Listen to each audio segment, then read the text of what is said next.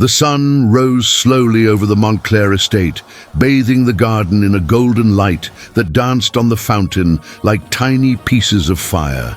The day smelled like celebration: roses, silk ribbons, pastries in the oven. But beneath the beauty, there was a silent storm no one could see. It was the day Lucas Montclair would choose his godmother, a tradition his father treated not like a celebration, but like an auction for a soul.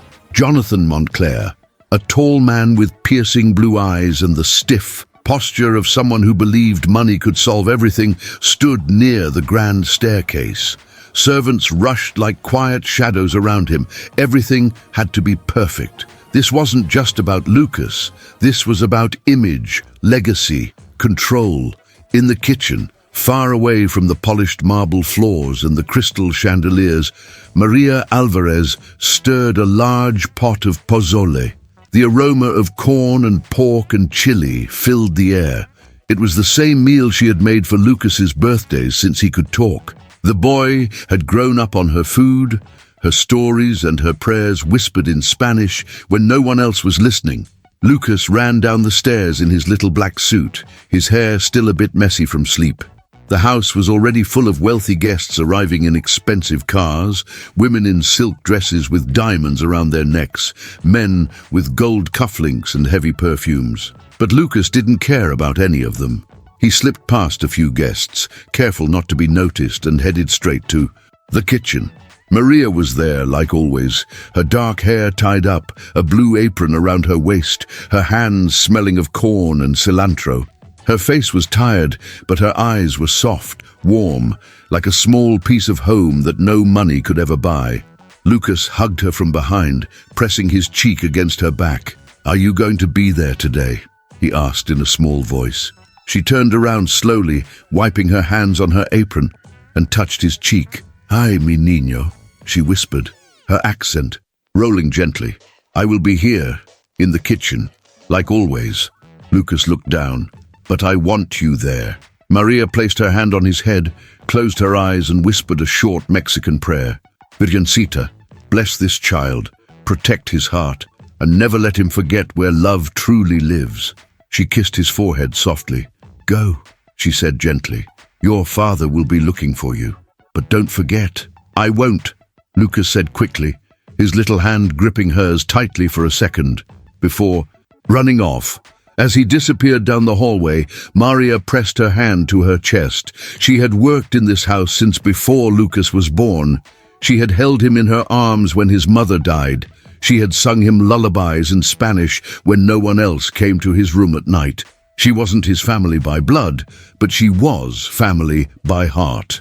Upstairs, Jonathan was talking to two women who glimmered under the light like ornaments, Victoria Langford and Eleanor Benson. Both came from families with old money, good connections and spotless reputations. They were tall, elegant and practiced at smiling without feeling anything. "They're perfect," Jonathan said to himself. "One of them will be his godmother. This will tie our family to theirs." A smart move. He adjusted his cufflinks, proud of himself. In another corner, Lucas listened. He didn't understand politics or family alliances, but he knew something very clearly. He didn't like either of those women. He didn't like their cold smiles, their fake sweet voices. They never smelled like pozole. They never prayed with him when he had nightmares. They never knew him. He ran back to the kitchen that night after everyone had gone to sleep. The house was dark, except for the soft glow coming from Maria's little lamp above the stove. She was rolling masa for tamales, humming a ranchera song softly to herself. Lucas climbed onto the stool. "If I could choose anyone in the world," he said suddenly, his little legs swinging, "it would be you." Maria froze. Her hands stopped moving. She turned to him slowly. "Mi niño, I'm just a cook." "No." Lucas shook his head, serious. "Your family." Maria's throat tightened. No one had ever said those words to her in this house. She had always been the help, invisible in the background. But this boy with his messy hair and sleepy eyes saw her. He always did. She walked to the small wooden box she kept near the sink. Inside it was an old rosary wrapped in a red ribbon. The wood was cracked, but it carried decades of whispered prayers. "This was my mama's," she whispered. "Now it's yours." Lucas held the rosary with both hands, as if it were made of gold. She leaned down, kissed his forehead, and whispered, "Whatever happens tomorrow, Lucas, remember this: blood doesn't always make family, love does." The next morning, the mansion smelled of luxury and fear. Dozens of guests filled the salon. A string quartet played softly in the background. Tables were covered in gold cloth. Tall candles burned slowly, and expensive champagne was poured into thin crystal glasses. Jonathan smiled at every powerful handshake like a man making deals at a silent auction. But Lucas wasn't smiling. He stood near the corner, holding the rosary in his pocket, rubbing his thumb against the wood the way Maria did when she prayed. Jonathan clapped his hands. "Everyone," he said loudly, "today is a special day. My son will choose his godmother. This is a Montclair tradition, a choice that represents legacy, values, and the future of our family." Victoria stepped forward with a polite smile. Eleanor followed, elegant and cold. They both looked at Lucas like a prize to be won. In the kitchen, Maria stood by the doorway. She wasn't supposed to be part of this moment, but she couldn't help it. She had to see him. She had raised him. She had prayed over him. This was her child in everything but blood. Jonathan kneeled slightly to be at Lucas's eye level. "You know what this means?" "Son," he said with a tight smile, "choose wisely." Lucas's heart pounded. Everyone stared. The music quieted. Even the candles seemed to hold their breath. Victoria's smile widened. Eleanor tilted her head, and then Lucas turned around. He walked away from the center of the room, past the expensive chairs, past the flowers, past the chandeliers that sparkled like gold. The guests started to whisper. Jonathan's smile froze. The boy walked toward the kitchen door, and there she was, Maria, standing. With her apron still tied, her hands dusted with flour, her eyes wide and wet with tears. Jonathan's voice thundered across the room. "Lucas, what are you doing?" But Lucas kept walking. He reached her, lifted his chin, and said loudly enough for everyone to hear, "I choose Maria. I want her to be my godmother." The room fell silent. Then came the laughter. Quiet at first, then louder. Someone covered their mouth. Someone else whispered, "The cook? He must be joking." Eleanor muttered something, cruel under her breath. Victoria raised an eyebrow like she had just watched a circus trick. Jonathan's face turned red. "Lucas, this isn't a game," he said through his teeth. "She's been my family my whole life," Lucas replied, voice trembling but clear. "I choose love." He took Maria's hand. It was warm and trembling. His little fingers wrapped around hers, like a promise. Jonathan stepped forward, trying to pull his son back, but the look in Lucas's eyes stopped him. It wasn't a tantrum. It was a decision. The wealthy guests shifted in their seats, uncomfortable. They had come to witness power and wealth, not love and defiance. Jonathan's anger boiled. "Do you want to throw your future away for a servant?" he barked. "She's not a servant," Lucas shouted back. "She's my mama." Maria fell to her knees, her hands shaking. "Por favor, Signor Jonathan," she whispered. "Don't punish him. This is my fault." Jonathan turned on her like a storm. "You're just an immigrant cook," he spat. "You don't belong here." The words cut through the air like a blade. Guests gasped. Someone recorded the moment on their phone. Maria closed her eyes. For a moment, the humiliation was too much. She had spent years loving a child that wasn't hers, years believing her love would be enough, but now it was exposed, raw, bleeding under the chandelier lights. Lucas didn't let go of her hand. Jonathan's voice thundered through the room, but Lucas didn't flinch. His little hand clutched Maria's tighter, as if letting go would mean losing everything that made him feel safe. The guests stared with wide eyes, pearls and diamonds glittering against nervous faces. Whispers rose like smoke, crawling across the golden walls. "I said let her go!" Jonathan barked, his face flushed with anger. His expensive watch glimmered under the chandelier as he reached to grab his son's arm. But Lucas stepped back, shielding Maria as if she were the most precious thing in the world. "No!" The sound of that word echoed through the salon, sharp and strong. It wasn't a spoiled child's rebellion, it was a decision. Victoria exchanged glances with Eleanor, trying not to laugh. "This is embarrassing," Eleanor murmured under her breath. "Humiliating," Victoria agreed, her ruby earrings swaying as she shook her head. Jonathan turned slowly toward the guests, his voice taking on a falsely calm tone. "Forgive my son. He doesn't understand the weight of this tradition. He's confused." But Lucas raised his voice, trembling but clear. "I'm not confused. She raised me. She loves me. I want her." Gasps. A camera phone clicked. Someone near the back was filming everything. No one knew yet that the video would soon leave this house and travel through millions of hearts. Jonathan leaned down until his cold blue eyes were level with Lucas's. "Listen to me," he hissed quietly. "You can't choose her. She's nothing." Lucas's throat tightened. His chest felt like it was being crushed. He whispered back, "She's everything to me." Maria shook her head, tears sliding down her face. "Por favor, mi niño, don't fight with your father for me." Jonathan heard her accent and snapped. "See? She doesn't even belong here. She cooks, she cleans. That's her place. Not here. Not beside my son in front of our family." The way he said "our family" made her knees weak. For years, she had cooked every meal, patched every scrape, prayed every night, but she was still just the cook. Lucas turned around and threw his arms around her waist, burying his face in her apron. She smelled like corn and cinnamon. She smelled like home. A few guests began to laugh. Others whispered with disgust. Eleanor crossed her arms. "Can you imagine the headline? Montclair boy chooses the maid as godmother. How pathetic." Jonathan's jaw clenched. "Enough," he said sharply. "This ends now." He reached forward, grabbed Lucas by the arm, and tried to pull him away. Lucas screamed, "No!" and held onto Maria like a lifeline. Something cracked inside Maria. For years, she had told herself that she didn't need to be chosen, that loving him quietly from the shadows was enough. But seeing that little boy fight for her with everything he had, it was like watching her own heart standing on the floor in front of her. Jonathan's grip was rough. "You're going to walk back to that stage and do what's expected of you," he growled. "I won't," Lucas whispered.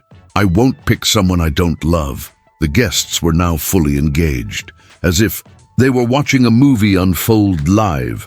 A few phones recorded secretly, their small red lights blinking like silent witnesses. Maria fell to her knees, sobbing softly. "Senor Jonathan, please, don't punish him. It's me. I shouldn't even be here. This is my fault." "It is," Jonathan said coldly. "You should have known your place." For a brief moment, everything froze. The chandelier light, the rustle of silk, the murmurs. Then Lucas did something no one expected. He reached into his pocket and pulled out the little rosary wrapped in the red ribbon. He held it high above his head, his voice shaking. "My mom gave this to Maria," he shouted. "She said Maria should stay by my side. That's what she wanted." The room fell silent again. Jonathan blinked, as if he had just heard a ghost speak. The mention of his late wife's name always cut through him like glass. "You're lying," he whispered, his voice trembling slightly. Lucas shook his head. "No, she told Maria, and she told me too. I remember." A few guests began whispering nervously now, not mocking but curious, unsettled. There were people in this room who had loved Lucas's mother, and they remembered how close she'd been to Maria, how she used to call her sister of the heart. Jonathan felt cornered. "Enough!" he barked again, louder this time, but the guests weren't laughing anymore. They were watching him, judging him. Maria's hands trembled as she reached for Lucas's face. "Mi amor," she whispered softly. "You don't have to fight for me. I'll always love you, even if I stay in the kitchen." Lucas stepped in front of her, facing his father. "I'm not afraid of you." The words struck Jonathan like a slap. He had built his life on control, of people, of wealth, of narratives. But this This was slipping from his hands in front of everyone. Someone at the back, a journalist who had been invited as a guest of Victoria's family, quietly uploaded the video to social media with a simple caption, "The boy who chose love over money." By the time the event ended in chaos, it was already being shared across the country. Jonathan stormed toward Maria after the guests began leaving, his face dark with fury. "You've embarrassed me," he hissed. She backed away, terrified. "I didn't do anything. You put ideas in his head. I only loved him," she whispered, her voice cracking. Jonathan pointed at the door. "Get out. Tomorrow you pack your things. You're done here." Lucas screamed, "No!" so loudly that his voice broke. He clung to Maria, shaking, while Jonathan's hands tightened into fists. "This is over. You'll never see her again. You'll have a proper godmother, and you'll forget this ever happened." But some wounds don't forget. Lucas ran upstairs that night, locked himself in his room, and refused to speak to anyone. The house that had always smelled of food and laughter now smelled of silence. Heavy, choking silence. Maria stayed in the small room at the back of the house, sitting on the bed, staring at the rosary she no longer dared to touch. She knew Jonathan meant what he said. Tomorrow, she would be gone. But she also knew something else. She would never forget the way Lucas had looked at her that day, like a son. Downstairs, Jonathan sat in his office drinking whiskey, trying to drown out the echo of his wife's voice. "Promise me you'll take care of him. Promise me Maria will stay by his side." He had promised once, but greed had a way of making promises fade. The next morning, the sun rose on a house that no longer felt like home. The press had already caught wind of the story. A video of Lucas choosing Maria over the wealthy women had exploded overnight. Millions of people had watched it. Some laughed, some cried, but everyone talked. The headline on one of the biggest online platforms read, "He chose love over money. A boy's godmother decision breaks the internet." Jonathan's assistant walked into his office with a phone in hand. "Sir, you need to see this." He looked at the screen. Maria's face, blurry but radiant with emotion, was everywhere. People were calling her La Madrina de Corazon, the godmother of the heart. Comments flooded in. "This is the most beautiful thing I've ever seen. That boy is going to grow up with a real heart. Money isn't family. Love is." Jonathan clenched his jaw. The story wasn't just a family embarrassment anymore. It was public. It was everywhere. Maria stood outside the house later that day, holding her single suitcase, ready to leave. She looked at the mansion one last time, her heart breaking quietly. She had spent years there. Every tile, every window, every scent carried a piece of her. Lucas ran out barefoot, crying, holding the rosary in his fist. "Don't go!" She crouched down, holding his face between her hands. "Mi niño," she whispered, her voice breaking.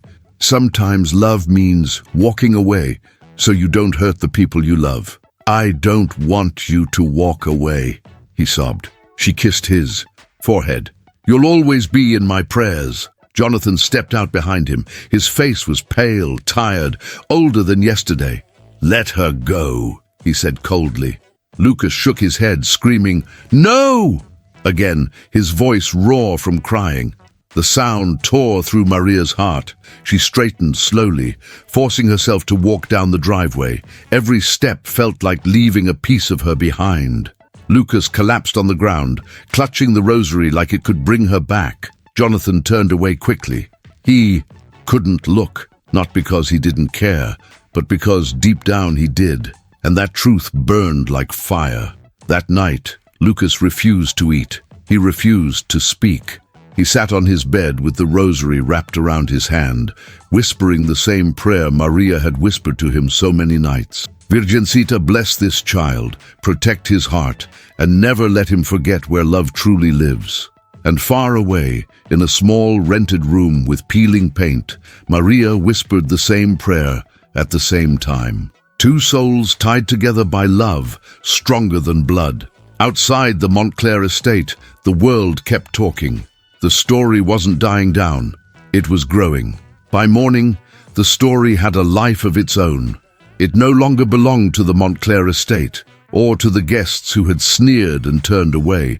It belonged to 1,000 timelines and living rooms, to people sitting at diner counters and bus stops and office cubicles, watching on small screens as a boy chose love over money. Clips of Lucas's trembling voice and Maria's flour-dusted hands stitched themselves across the internet like a quilt. Someone slowed the audio and added soft guitar. Someone else overlaid the words La Madrina de Corazon in bright letters. And suddenly strangers were writing that phrase onto poster board, into comments, onto the day itself. At the end of the cul-de-sac, a neighbor who never spoke to the staff brought a bouquet of white daisies to the back gate and asked for Maria. The guard said she was gone. The neighbor stood for a long time, with the flowers pressed to her stomach, as if steadying herself against a truth too heavy to lift alone. She finally left them by the service door, where Maria used to step out in the evening to catch the last gold of daylight. Inside, Jonathan barked orders at the PR firm that handled his fundraisers. "We'll correct the narrative," the voice on the speakerphone promised, crisp and efficient. "Release a statement about tradition. Emphasize that the choice of Godmother is a thoughtful process guided by family values." "What if they don't believe it?" Jonathan asked. He didn't mean to sound afraid, but the fear was already there, adrift beneath the surface like a shadow underwater. "They will," the PR woman said, but her pause was a hair too long. "We just need to stay ahead of the next news cycle." Lucas sat on the floor of his room with the rosary wrapped around his hand, counting the beads without numbers, just little breaths. The housekeeper brought a tray and left it by the door, whispering, "Eat mi amorcito," though he wasn't her son. He didn't answer. The food cooled. The day lengthened. His father's footsteps passed the door twice, then didn't come back again. In a small apartment across town, Maria stood at a sink the size of a baking dish and washed a single plate. Her suitcase leaned against the wall. Inside it were 2 blouses, a folded apron, and the faded photograph of her mother in a floral dress standing in front of her. And field of maguey. Nothing in the little room smelled like cilantro yet. Nothing smelled like home. She gathered her hair into a low knot, lit a small candle with the image of La Virgen de Guadalupe, and whispered, "Virgencita, cuida a mi niño." Then she sat on the edge of the bed and waited for the silence to soften. The first knock came just before noon. It was hesitant, polite. Maria opened the door to find a young woman holding a camera carefully against her chest, as if it were a sleeping child. "Ms. Alvarez," she asked, I'm sorry to come like this. My name is Jasmine. I was the one who posted the video. I filmed it for a story, yes, but I didn't know it would. I never meant to make your life harder." Maria blinked once, then stepped aside. "Come," she said. "I have no chairs. Only bed." They sat on the thin quilt. The apartment hummed with the small sounds of new beginnings. A neighbor's radio, a pipe knocking somewhere behind the wall, a bird tapping the window frame. Jasmine set the camera on the floor as if to prove she could be human before being a reporter. "People want to help you," she said. "We set up a community fund. It's already—" She glanced at her phone, stunned. "It's already thousands." Maria pressed her hands to her chest as if to keep the heart from falling out. "I don't need money," she whispered. "I just need to cook for him." "Then tell your story," Jasmine said softly. "Not to the world, to me. I'll carry it carefully." Maria told her about Jalisco and the kitchen where her mother warmed tortillas on a comal blackened by years, and the smell of onion and oil and lime that meant someone loved you enough to feed you before you knew you were hungry. She talked about crossing a border of land and then a border of loneliness, about learning the blueprints of a house that wasn't hers so she could keep a little boy safe inside it. She didn't cry until she said, "I have given him all my prayers, and now they echo in a room. I cannot enter." Jasmine didn't raise the camera. She just listened, her eyes bright, as if listening were the holiest work a person could do. When she left, she didn't ask Maria for a statement. She only asked, "What would you cook if he were here?" "Pozole," Maria said without thinking, and tamales with chicken and green salsa, and conchas for the morning, and I would cut fruit the way he likes. Mango with chili and a little salt. That afternoon the comments multiplied, not the biting kind, but the good ones. The slow weave of strangers making a net for someone who was falling. If you make pozole, I'll bring bowls, wrote one. If you make tamales, I'll bring a pot, wrote another. Someone else wrote, if you light a candle, I'll pray with you. On the third day, Lucas put on his sneakers and went downstairs. The house smelled like lemons and absinthe. He found the driver by the door with his cap in his hands. Can you take me somewhere? Lucas asked. His voice felt different, like a window that had been opened all night and forgotten. The driver looked helpless. Your father said, I know what my father said. Lucas swallowed. Please. There are moments in a life when rules become smaller than love. The driver saw a boy clutching a rosary like a raft and nodded once. Where to? The apartment was even smaller in person. When Maria opened the door, the world reshaped itself around the ache in her face. Lucas didn't speak. He launched into her arms with a sound between a sob and the word home. She sank to her knees. His little fingers found the nape of her neck the way they had when he was a baby and afraid of thunder. I'm sorry, he said into her shoulder. I'm sorry I made everything worse. No, she breathed, rocking him the way you rock a truth the world keeps trying to topple. You made everything true. They sat on the bed because it was the only place to sit. She wiped his tears with the hem of her sleeve, and then with her thumb, then with the little square of cloth she always kept in her pocket for fruit juice and scraped knees and this. You are too thin, she said. You look like a string. She opened the little fridge and frowned at the emptiness. I have nothing. I will go buy. He caught her hand. Just stay. They did. They stayed until the sun moved across the window and set itself down on the far wall, until the driver knocked twice. Small, apologetic, and said they had to go back before the house exploded. Maria kissed Lucas's forehead and pressed a folded paper into his hand. It is my phone number for the first time, she said with a shy smile, as if numbers were a delicate thing that might fly away if not handled gently. Call when you can. I will answer even if my hands are full of masa. When Lucas climbed into the car, Jonathan was already standing in the driveway, the PR woman at his shoulder like an extra shadow. The driver opened his mouth to explain, but Jonathan raised a hand that meant later or never. His eyes were tired. Inside, he said to Lucas.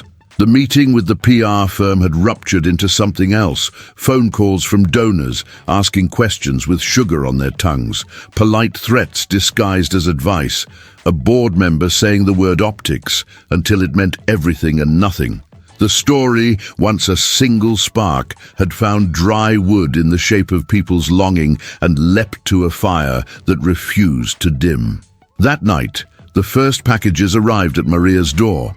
Someone sent a bag of masa harina and a note that said, from one mother to another. Another box held candles with the Virgin's image and a small ceramic mug painted with blue flowers. Talavera, not expensive, but made with a tenderness you can feel with your fingers. Maria lined the candles on the windowsill and lit one. The flame made the cheap curtains look like silk. She whispered, Gracias. The next morning she went to the market with the first bills she had ever accepted from strangers.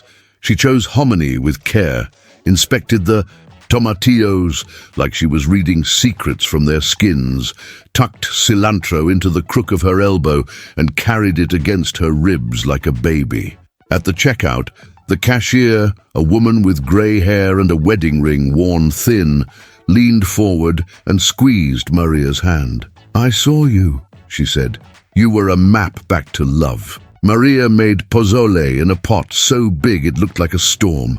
She left the door open, the hallway filled with the scent of her country until even the paint on the walls remembered something sweeter than itself. Neighbors came with bowls, shy at first, then smiling. A little girl peeked around her mother's skirt and asked, Are you the heart godmother? Maria laughed, surprised to hear the nickname spoken by such a small mouth. I am only Maria, she said, but you can eat. Jasmine returned with her camera in a backpack and a bag of limes. She didn't film while Maria ladled soup and told the old stories about saints that wandered the earth disguised as beggars, about women who braided their daughters' hair tight enough to hold the family together.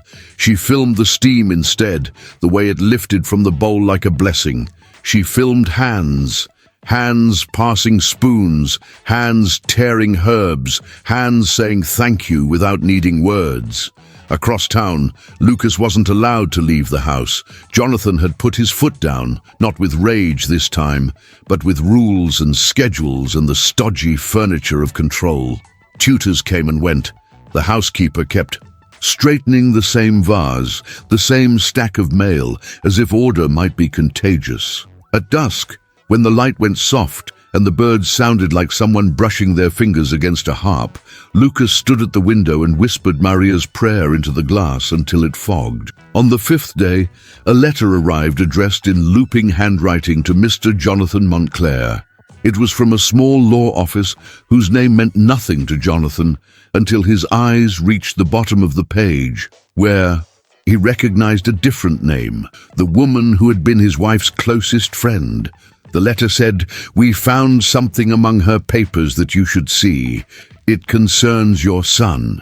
He closed his eyes. For a moment, the office smelled not of lemon polish and ambition, but of the shampoo his wife used. He could feel, absurdly, the warmth of her laugh in the tendons of his hands. He put the letter in a drawer, as if the drawer could keep the future from happening. By then, the community had decided there would be a night of prayer for Lucas, for Maria, for every child who ever loved someone they were told they shouldn't. It would be held at a small church where the priest preached like a man tending a garden, gentle, patient, certain that the seed knows what to do if the soil is kind. Jasmine sent Lucas the details through a back channel she would never admit existed. "If you can't come," she wrote, "I'll light a candle for you." Lucas came anyway. He pulled a hoodie over his hair and slid into a pew at the back, while the driver hovered by the door with the alertness of a father who had no rights but all the love. The altar was dressed in papel picado that trembled when a draft slipped under the doors. Candles turned the air to honey. When the first guitar strummed, the church became a kitchen, the same warmth, the same hush that wasn't silence so much as listening.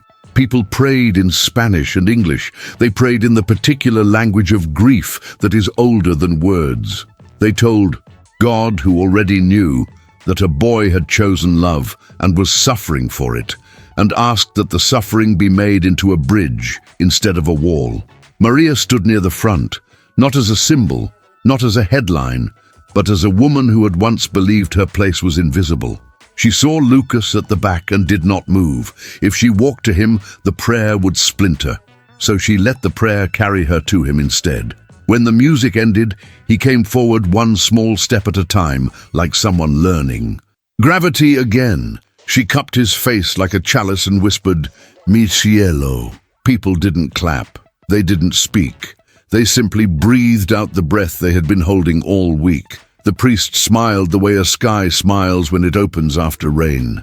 On the way home, the driver took a long route through streets that still held the smell of tortillas from dinner and laundry from afternoon. Lucas pressed his forehead to the window and said, "She's okay." It wasn't a question. It was a canopy under which the night felt safe again. Back at the estate, Jonathan waited in the library. He had seen the photos, the discreet, grainy kind that didn't tell the whole story, but told enough. "You disobeyed me," he said when Lucas walked in. His voice wasn't a storm anymore. It was the tired ribbon left behind after a celebration no one enjoyed. Lucas lifted his chin. "I went to church. To see her." "Yes." Jonathan's eyes fell to the rosary. "Your mother used to pray like that," he said, almost to himself. Not with fancy words, just holding on. "You loved her," Lucas said. "I did," Jonathan answered, and his face altered as if someone had opened a window behind his eyes and let the air in. "I loved her more than I knew how to say." He sat, and his palms lay flat like oars at rest. "She wanted so much for you." Lucas waited. He felt that something was approaching the room. soft-footed, inevitable. Jonathan looked at the drawer where he had hidden the letter all afternoon. He didn't open it. Not yet. He said instead, "Do you know what I wanted when I was a boy?" "No, to be chosen," Jonathan said, "by anyone, for anything that meant I was more than useful to someone else's idea of a life." He laughed once without humor.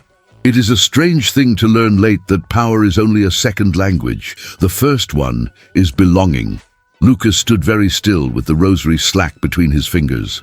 In the quiet, the house made its small house noises, the tick of a vent, the sigh of a stare, like an animal settling onto its paws. "I don't want a godmother who can buy me things," Lucas said.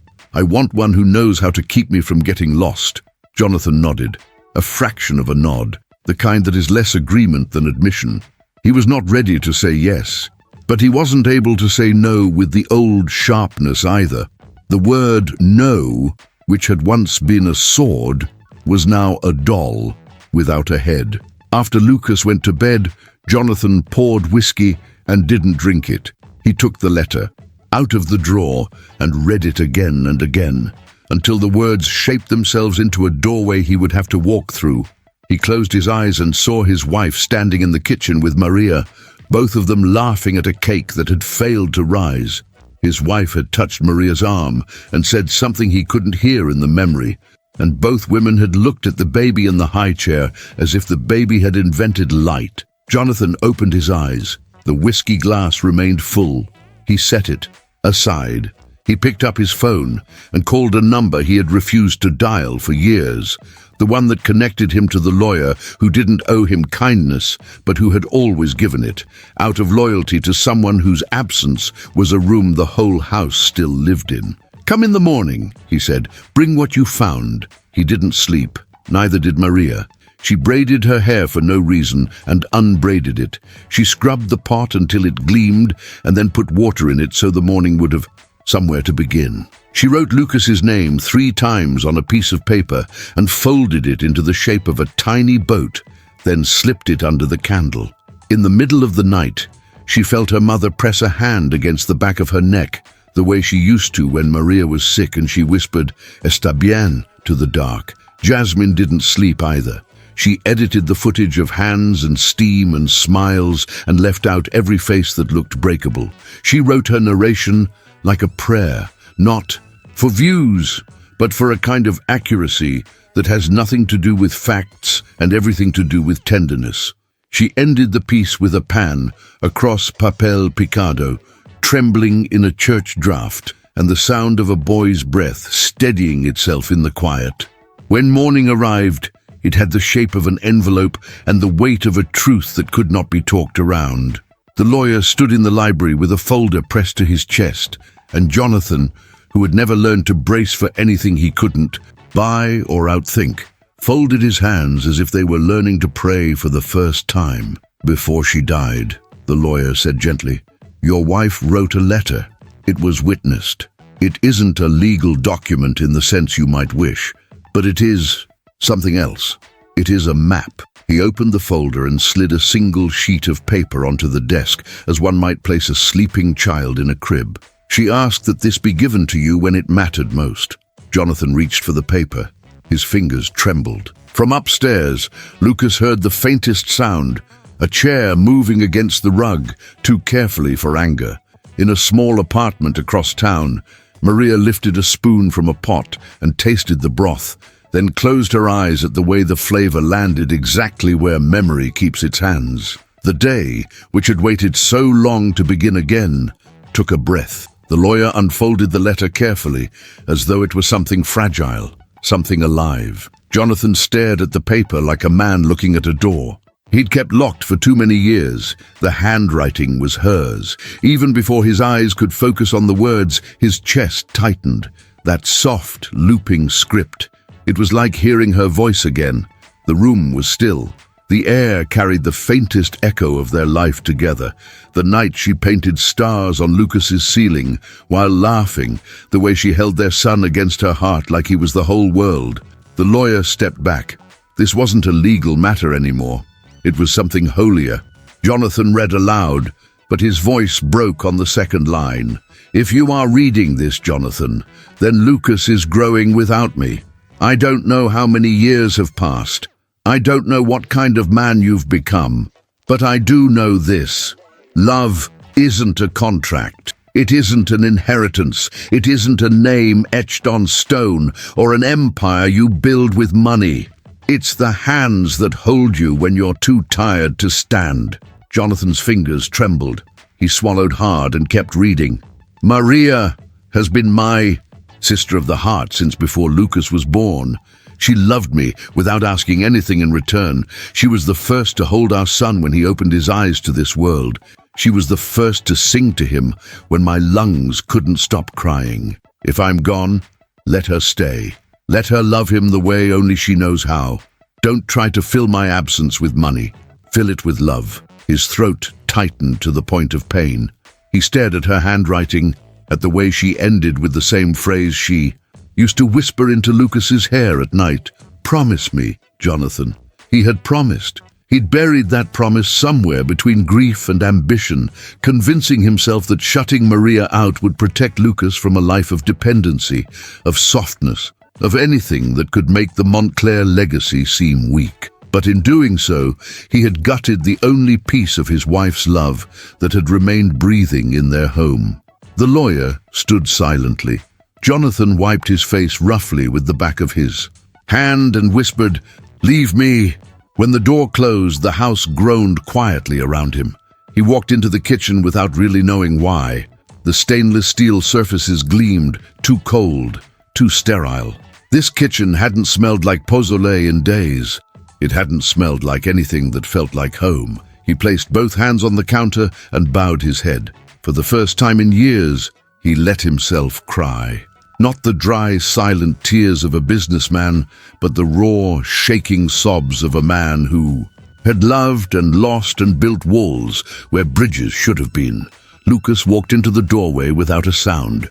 He saw his father with his hands pressed to the countertop like the world had finally become too heavy to carry. Lucas didn't speak.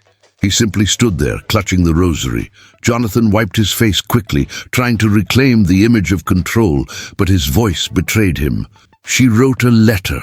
Lucas's heart skipped. "Mom." "Yes," Jonathan whispered. "Your mom. She wanted Maria to stay. She trusted her more than anyone." Lucas walked closer, his steps hesitant but determined. "Then why did you send her away?" The question hung in the air like a stone suspended by nothing. Jonathan wanted to lie, to build some noble excuse, but the truth was louder. "Because I was afraid," he finally said. "Because I thought love wasn't enough." Lucas's face hardened in a way no child should have to. It was enough for Mom. Jonathan closed his eyes. That sentence sliced through every excuse he'd built. "Yes," he whispered, "it was." Outside, the world kept spinning. The story that had begun as gossip was now something else entirely. Journalists didn't call it scandal anymore. They called it a movement. People lit candles across towns, churches filled with whispered prayers. In neighborhoods far from the Montclair mansion, strangers were telling their children about a boy who chose love over power. Meanwhile, in her little apartment, Maria stirred the pozole slowly, the way her mother used to when she was nervous. Steam fogged the window. She traced a heart in the condensation without realizing it. She had tried to quiet her hope, but hope had a heartbeat of its own. That evening, a soft knock tapped against her door. She hesitated. She wasn't expecting Jasmine or any neighbor. When she opened it, she saw the driver. His hat was in his hands again, like the first time he had agreed to help Lucas. "Senora," he said softly. "He wants to see you." Her heart jumped, then sank, then rose again in the same breath. "Lucas?" He nodded. "And his father." Maria didn't know how to answer. She stepped back and pressed her hand against her apron as if steadying herself. She thought about the humiliation, about the cruel words Jonathan had thrown like knives. But she also thought of Lucas's little hands and his mother's voice and the promise whispered years ago. She didn't take anything with her, just her heart and her hands. The car pulled up to the mansion just as the sun melted into the horizon. The house looked different, not brighter, not softer, but quieter, like it had stopped pretending to be invincible. Jonathan stood by the door, no suit, no guests, no performance, just a man who looked smaller than his name. Maria paused at the bottom of the steps. She thought about turning around, but then Lucas ran out of the house barefoot, the rosary swinging wildly from his hand, and threw himself into her arms. The sound that left her chest wasn't a word, it was a prayer. She held him so tightly she could feel the rhythm of his heartbeat against hers. Jonathan approached slowly. His voice, once sharp like glass, now trembled like paper. "Maria," he said. She didn't answer. He took a breath. "I read her letter. She wanted you here." Her eyes burned. "I was always here," she whispered, "even when you pretended not to see me." He lowered his head. "I know." For a long time no one spoke. Lucas just held her hand, and Jonathan stood up, few steps away, as if afraid of his own shadow. Finally, he said the words that cost him everything he'd built his image on. "I'm sorry." They weren't polished words. They weren't wrapped in control. They were raw, messy, human. Maria blinked, as if she needed to make sure she'd heard him right. "You... what?" "I was wrong," Jonathan said again, louder this time. "I hurt you. I hurt him. And I can't undo that. But I don't want to keep living in a house where his mother's voice gets smaller every day. She trusted you. I didn't. I was a fool." The last bit came out as a whisper. Maria didn't know what to say. She'd waited years for a crack in his armor, and now it lay wide open in front of her. But forgiveness was never simple. It wasn't a switch to flip. It was a seed that needed soil. Lucas tugged at her hand. "Please stay," he whispered. She looked at the boy who had chosen her when the world told him not to, and then at the man who had finally chosen to break instead of keep hurting. She nodded slowly. Inside the house, something changed. It wasn't loud, it wasn't dramatic. It was quiet, like a held breath finally released. That night, they didn't talk about godmothers or traditions. They ate pozole together in the kitchen, not in the golden salon, not under chandeliers, just in the kitchen, with a wooden spoon and bowls that smelled like home. Jonathan sat at the table where he'd never sat before. Maria ladled soup into his bowl, and he said, "Thank you," like a man relearning a language he had once known. Lucas laughed again for the first time in weeks. Not the small laugh of someone trying to be brave, but the big, bubbling laugh of a child who knows love is close. Outside, candles burned on porches. People who didn't know them at all whispered prayers of joy. Later that night, when Lucas was asleep, Maria stood by the back door looking at the stars. Jonathan came to her quietly, unsure if he should speak. "She loved the stars," he said. Maria didn't. "Turn. She still does. From wherever she is," he swallowed. "Thank you for loving him when I forgot how." Her eyes softened. "You didn't forget. You just got lost." And for the first time, Jonathan smiled. A real one. Not the cold, calculated smile of a man in control. A broken one, stitched together with truth. Across town, Jasmine uploaded the final segment of the story. Not the drama, not the shouting, but the quiet image of a boy holding two hands. One that raised him, one that learned to let love in again. The views skyrocketed overnight. But for the three people in that house, none of that mattered. What mattered was that the air smelled like pozole again. The days that followed were quiet, but not the kind of silence that bruises.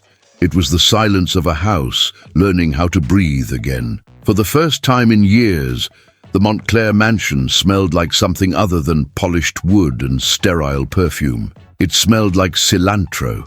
It smelled like simmering broth. It smelled like home. The first morning Maria returned to the kitchen, Lucas ran down the stairs in his pajamas before the sun even had time to rise. She was there with her hair in a bun, stirring a pot as if no time had passed. But everything had changed. She turned around when she heard his steps, and he was already in her arms.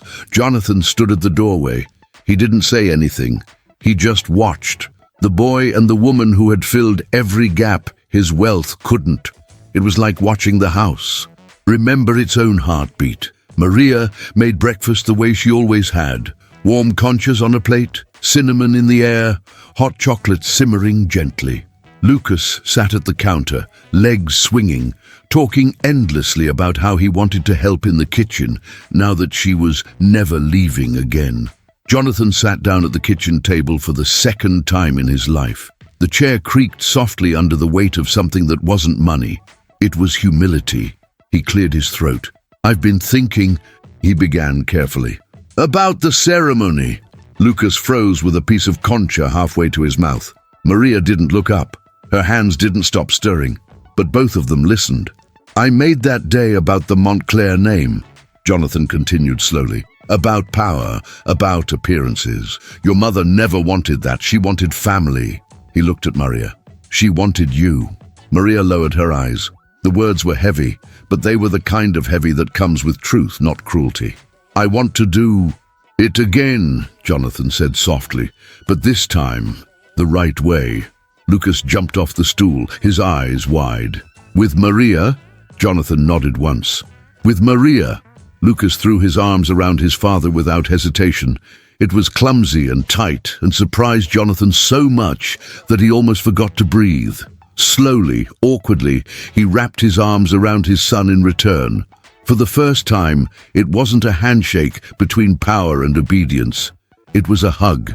When Lucas let go, he ran straight to Maria and grabbed her hands. "We'll have music," he said excitedly, "and food, real food, not those weird little things they put on trays." Maria laughed softly. "Pozole and tamales," Lucas shouted, "and papel picado, and the candles." Jonathan tilted his head. "Candles!"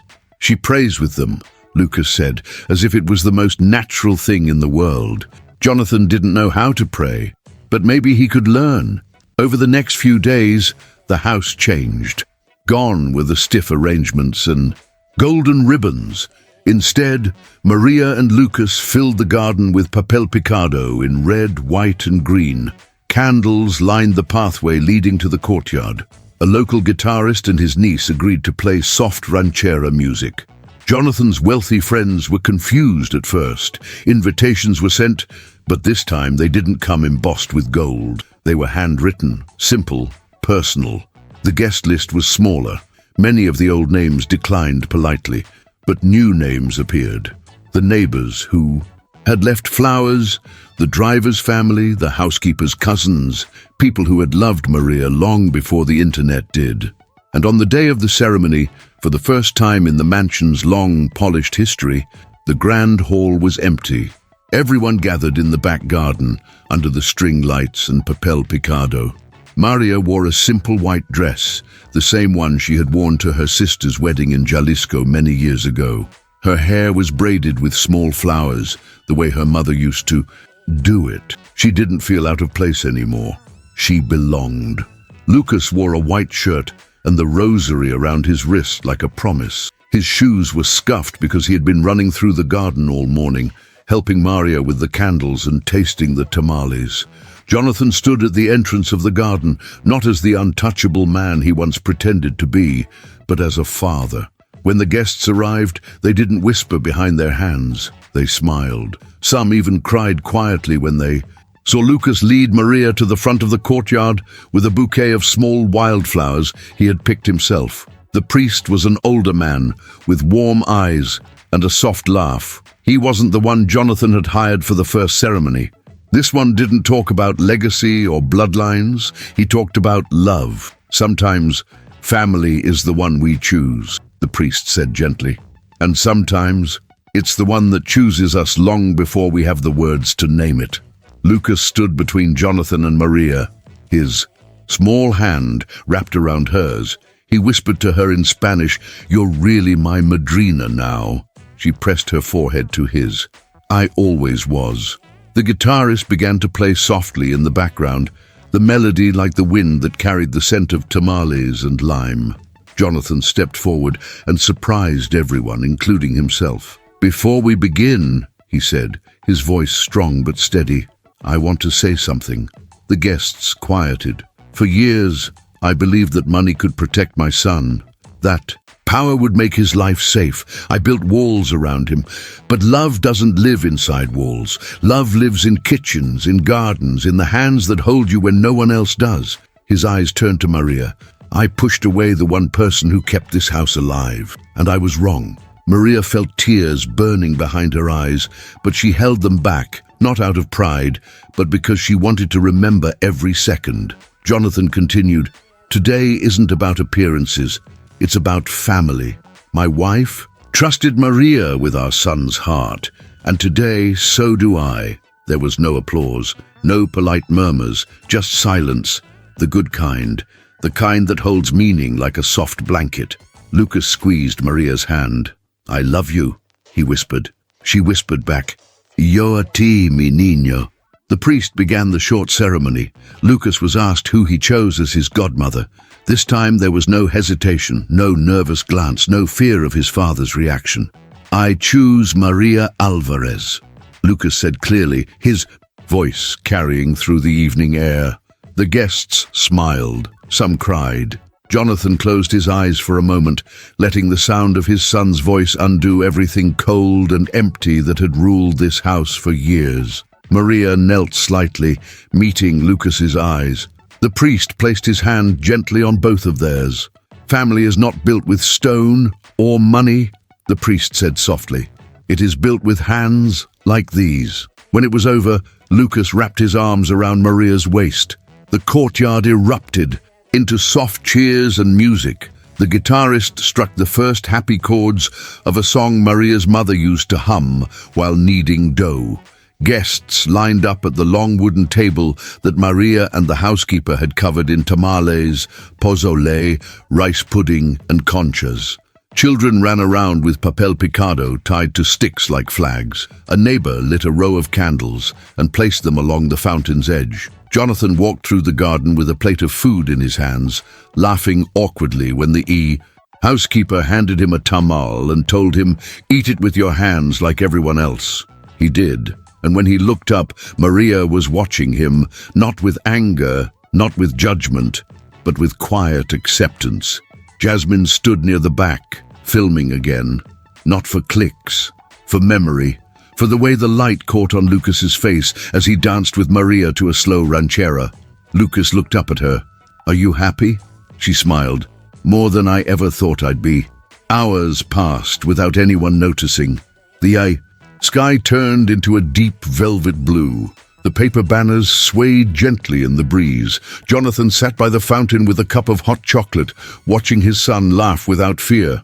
It was a sound he hadn't realized he missed. Maria sat beside Lucas on the grass, showing him how to fold papel picado, the way her mother had shown her. "When I was your age," she said, "we would make these for every fiesta. We'd hang them all over the street. And at night, the candles would make them look like they were glowing." Lucas tilted his head, imagining it. "We can do that every year," he said. For her, Maria didn't need to ask who he meant. "Sí, mi amor, every year." Jonathan approached them slowly. Maria looked up, expecting him to say something formal, something rehearsed, but instead he knelt on the grass next to his son. He reached out, hesitated, then gently placed his hand on Maria's shoulder. "Thank you," he said simply. It wasn't grand, it wasn't loud, but it was real. She nodded. "De nada." Later that night, after everyone had gone home and the last candle flickered softly by the fountain, Lucas fell asleep in Maria's lap, his hair warm from the night air. She stroked his hair gently, humming a lullaby her mother used to sing. Jonathan stood at the doorway of the garden, hands in his pockets, watching them. There was a time when that image, his son curled up with the cook, would have felt like weakness. Now it felt like salvation. The man who once measured everything in dollars and legacies finally understood that the most valuable thing he had was right there, sitting under the stars, holding his son like the world was whole again. He walked closer, sat beside them on the grass without saying a word, and tilted his head back to look at the same stars his wife had loved. Maria didn't move away. She didn't flinch. She let the silence sit between them, not as a wall, but as something alive, something growing. Somewhere far away, candles flickered in other homes. People who didn't know them whispered their own prayers of gratitude. The story that had begun with humiliation and anger had turned into something else entirely. In a kitchen full of warmth, in a house once ruled by power, love had quietly taken back its throne. The night after the ceremony was quieter than any night the Montclair house had ever known. No distant clinking of champagne glasses, no murmured deals in velvet corners, no weight of people pretending to care. Just silence. Warm, full, alive. It felt less like a mansion and more like a home that had finally exhaled. Lucas was fast asleep upstairs, still wearing his white shirt from the ceremony, the rosary wrapped around his wrist. He hadn't even let Maria take it off. She had leaned down to kiss his forehead before leaving his room, and he'd whispered, half dreaming, "Don't go. I'm not going anywhere," she'd promised softly. Not ever again. Now she stood in the kitchen, the same kitchen where it had all begun. The lights were dim, the last pot of pozole still warm on the stove. She stood with her hands wrapped around a cup of hot chocolate, breathing in the quiet. The house didn't feel foreign anymore. It felt like her mother's kitchen back in Jalisco, alive with the invisible fingerprints of love. She heard slow footsteps behind her. Jonathan. He didn't wear a suit. His sleeves were rolled up. For a man who had spent his life wearing armor made of money and distance, he looked human, tired, but lighter. "I can't remember the last time this house smelled like this," he said quietly. Maria didn't turn around. "It always could have," she answered simply. He nodded, knowing she was right. "I forgot what it was like to live here instead of just owning it." Maria finally turned. Her face was soft but guarded. Forgiveness was a slow bloom, not a switch. "You didn't forget," she said gently. "You buried it." Jonathan leaned against the doorframe, hands in his pockets. "When she died," he said, voice shaking a little, "I thought if I built enough walls, nothing could hurt him again. Or me." He laughed softly, but there was no joy in it. "All I did was make sure no one could reach us, not even the ones who already loved us." Maria stared at him for a long moment, seeing not the man who had humiliated her, but the broken pieces beneath the suit. She didn't say she forgave him. She didn't have to. The fact that she was still standing in this house was already louder than any word. Jonathan lowered his eyes. "I can't fix the past. I can't erase what I did to you, but I can change what happens next." She tilted her head slightly. "And what happens next?" He looked up, meeting her gaze with a kind of honesty he hadn't known he could still have. "This house doesn't work without you. Lucas doesn't shine without you. And maybe, neither do I." A long silence stretched between them. Not uncomfortable, like the kind that lives between two people who've survived the same storm. She smiled, faintly. "Well," she said softly, "if we're going to do this right, there has to be more cinnamon." For the first time in years, Jonathan laughed, really laughed, and Maria laughed too. And for a moment, it was like they were standing in a memory rather than a kitchen. The following weeks unfolded like petals, opening after a long drought.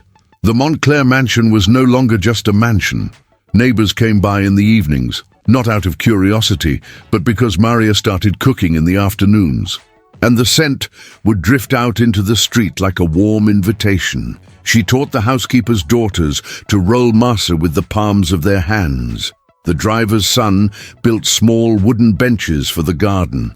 Lucas had friends over after school, not because of who his father was, but because of how the house felt, safe, warm, like something that didn't care about last names.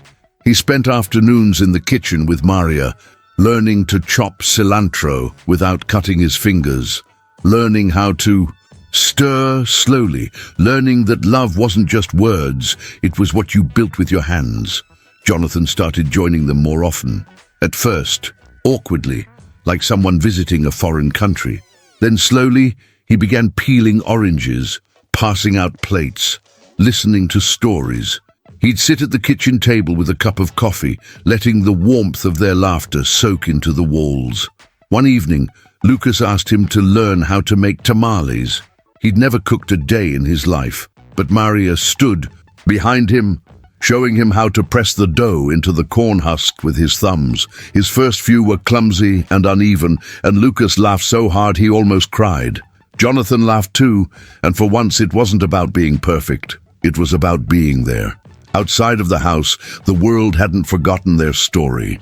People kept writing letters, sending candles, telling their own stories of choosing love over wealth. One day, Jasmine knocked on the door with a camera and an idea. "I want to tell the ending," she said. Jonathan hesitated at first, but Maria smiled. "The ending," she repeated. "No, the beginning." They invited her in.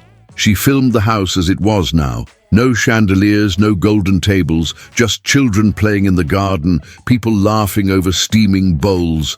Lucas sitting on Maria's lap as she tied a little papel picado to a string. She asked Jonathan what had changed. He said simply, "I stopped trying to protect my son from love." She asked Maria what she wanted people to remember. Maria looked down at Lucas's face, at the boy who had chosen her when the world told him not to. "That family isn't something you buy," she said. "It's something you build with your heart." The video reached millions, but for once, Jonathan didn't care about the numbers. He watched it late one night while Lucas was asleep. The image of Maria holding their boy's hand under the paper banners made something inside him settle, like a bird finally landing. And Lucas, he didn't grow up. Like the other Montclairs before him, he didn't care about suits or who sat next to him at expensive tables. He grew up with the smell of cinnamon in the mornings and pozole on the stove. He grew up with hands that held him, not hands that pushed him to be someone else. One Sunday, months after the ceremony, the house was alive with music again. Not a formal event, not a planned celebration, just a Sunday. Children ran through the garden, neighbors laughed, and someone strummed a guitar. Jonathan was at the grill burning tortillas. Badly, while Maria shook her head and took over, Lucas ran past them barefoot, chasing a paper kite. Jonathan watched him and then glanced at Maria, who stood with her hair blowing in the soft wind. He realized something quietly. He wasn't looking at a cook anymore, or a stranger, or a symbol. He was looking at family. Later, after everyone had left and the candles burned low, Lucas climbed onto Maria's lap again. "Can we do this every year?" he asked sleepily. Maria kissed the top of his head. "Yes, mi niño, every year," he yawned. "For Mom, too." She held him tighter. For her, most of all. Jonathan stood at the kitchen door, hands in his pockets, listening. He didn't interrupt. The house creaked softly, the same way old houses do when they're finally at peace. It wasn't a mansion anymore. It was a living thing, a place where love didn't have to knock to be let in. A year passed, then another. The Montclair estate became something people talked about differently. Not as a monument to power, but as a place where stories of kindness lived. People brought flowers to the gate on holidays. Neighbors came by with food. Children grew up remembering the house with the papel picado and the woman who always had a warm bowl ready. Maria's hair grew streaks of silver. Lucas grew taller. Jonathan grew softer. And every year, on the day that used to belong to an empty golden ceremony, they held a small celebration in the garden. Not a spectacle, just family, neighbors, friends, a priest who told the same story about how family sometimes chooses us before we can choose it back. The papel picado fluttered overhead. The candles burned softly. And Lucas, now old enough to remember everything, would stand in front of everyone and say, "This is my godmother, this is my family." And Maria would whisper a prayer in Spanish, the same one she had whispered to him when he was small. "Virgencita, bless this child, protect his heart, and never let him forget where love truly lives." The wind would always pick up when she said it, always. Years later, when Lucas grew into a man, people would still talk about the boy who chose love over wealth, but he would always correct them. "I didn't choose love," he'd say. "Love chose me first. It was waiting in the kitchen." And somewhere in that house, no matter how many years passed, the air would always smell like cinnamon and pozole. Years passed, like pages turning softly in the wind. Seasons changed. Children who once ran through the Montclair garden grew taller, moved away, and came back with their own children. Life happened quietly, the way it does when it's finally allowed to be simple. The house at the end of the long stone driveway no longer belonged to a single name. It belonged to a story. The front gates, once guarded and intimidating, were now open most afternoons. A soft breeze carried the scent of tamales, cinnamon and lime down the street. The walls, once silent, held laughter in their corners like music trapped in glass. Lucas grew up beneath those paper banners, not under chandeliers, not under pressure, under love. Every year, on the same day, the family gathered in the garden. The old papel picado was replaced with new ones, hand-cut by neighborhood children. The candles flickered at dusk. People came not because they were invited, but because the house itself seemed to call them. And Maria, her hair silver now, her hands slower but steady, would always be the first to light the candles. One late summer evening, as the sky blushed pink, Lucas stood in the doorway of the kitchen, now taller than the woman who had once carried him on her hip. She was stirring a pot of pozole, the same way she had done all those years ago. The spoon moved in slow circles, and steam curled upward like a prayer. "You never change," he said with a soft grin. Maria laughed quietly, the sound still warm, still her. "No, mi niño, I just get older." "You're not old," Lucas said. "You're forever." She raised an eyebrow. "Forever?" He walked to her, kissing the top of her head. "Forever in here." He placed his hand over his chest. Maria smiled, her eyes glistening in the golden light of the kitchen. "Then that means I did something right." Jonathan entered a few moments later. His hair had thinned, his shoulders curved with the weight of years, but his eyes were softer than they'd ever been. He carried a stack of old plates. No servants, no distance, just a father carrying dishes to set the table. "Remember the first ceremony?" Lucas asked. Jonathan stopped and chuckled quietly. "I try not to," he said. Lucas laughed. "I do. Every detail. I was so scared, but also sure. I knew what I wanted. I just didn't know the world would listen." Maria touched his cheek. "It did, mi amor. It listened because truth speaks louder than gold." They carried everything out to the garden together. Candles, bowls, tortillas wrapped in warm cloth. The garden looked different now, but in the best way. The fountain had a small crack from the years. The trees were taller, the grass softer. Dozens of neighbors sat on long wooden benches. The guitarist who had played at that first celebration now had gray hair, and a granddaughter who played the violin beside him. Lucas looked around, breathing it in. He could see his entire life mapped out in that garden. The moment he chose Maria, the moment his father changed. The laughter, the tears, the prayers, the love. Maria sat beside him at the long table. Jonathan sat on his other side, and as the priest began the blessing, Lucas noticed how time had folded them together. Not perfectly, but beautifully. "Family," the priest said softly, "isn't just where we are born. It's where we are chosen. It's where our hearts find a home." Lucas reached for Maria's hand under the table. Her hand was wrinkled and warm, and it fit into his like it had when he was a boy. "I never told you," Lucas whispered to her. "But when I walked to the kitchen that day, I wasn't brave. I was just going home." Her eyes filled with tears. "And you never left, mi cielo." Later that night, when the music faded and the candles burned low, Lucas stayed behind in the garden alone. The air was cool. The stars above him were the same stars his mother had loved. He lay back in the grass, his hands resting on his chest, the rosary still tied around his wrist after all these years. He closed his eyes and listened to the fountain, to the crickets, to the echo of laughter that lived in these walls. He thought about how one decision made by a boy with a trembling voice had changed everything. He thought about Maria's hands, how they had fed him, held him, protected him, about his father, how he had learned to love again when he thought he couldn't, about his mother, how her words had lived on, carried in the breath of the people she loved. Lucas opened his eyes and whispered into the night, "I chose right." Inside the house, Maria was cleaning up the last few cups when she heard the wind shift. It brushed against her cheek like a familiar hand. She smiled softly. She whispered a prayer, the same one she had whispered the very first day, when a small boy hugged her waist in the kitchen. "Virgencita, bless this child, protect his heart, and never let him forget where love truly lives."